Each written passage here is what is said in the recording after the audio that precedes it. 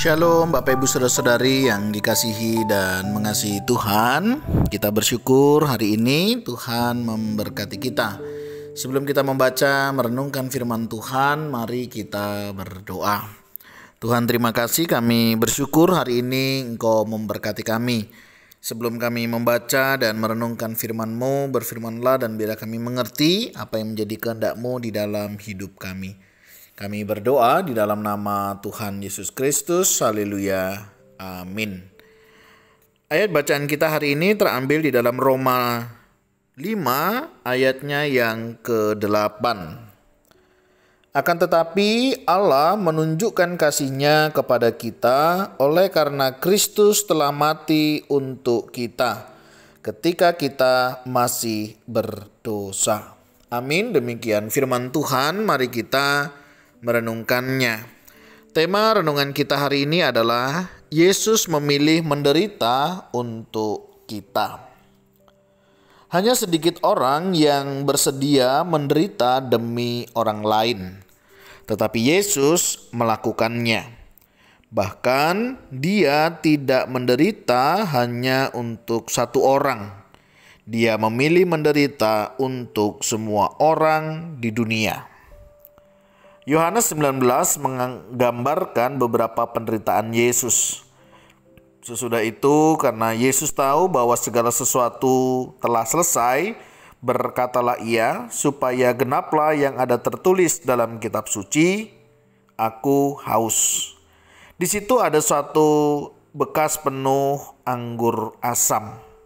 Maka mereka mencucukkan bunga karang yang telah dicelupkan dalam anggur asam pada sebatang hisop, lalu mengunjukkannya ke mulut Yesus. Dalam Yohanes 19 ayat 28 hingga 29.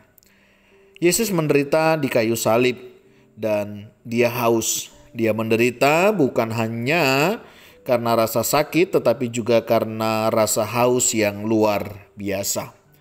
Yesus tidak pantas menderita karena dosa semua orang. Kita masing-masing pantas menderita karena dosa kita sendiri.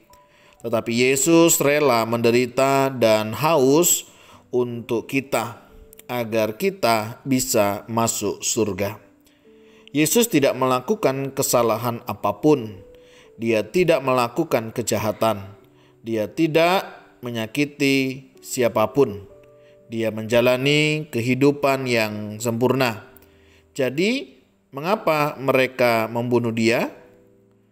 Yesus mati untuk penebusan orang lain. Dia haus di kayu salib untuk kebaikan kita.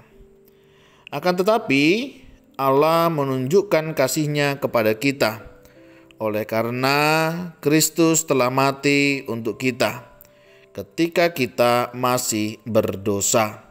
Roma 5 ayat yang ke-8. Kasih Yesus kepada kita begitu besar, begitu dalam dan luas, sehingga Dia rela menanggung dosa kita sebagai dosanya dan menutupinya dengan kebenarannya. Dosa kita membuat Dia kehilangan nyawanya. Dia menganggap kita berharga. Dia menderita sehingga kita tidak harus melalui neraka selamanya. Dia menaungi kita dan melindungi kita dari hukuman dan rasa sakit karena terpisah dari Allah selamanya.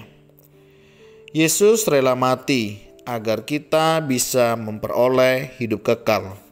Dia memilih menderita untuk membeli penebusan kita. Kita tidak perlu bertanya-tanya seberapa besar Allah mengasihi kita.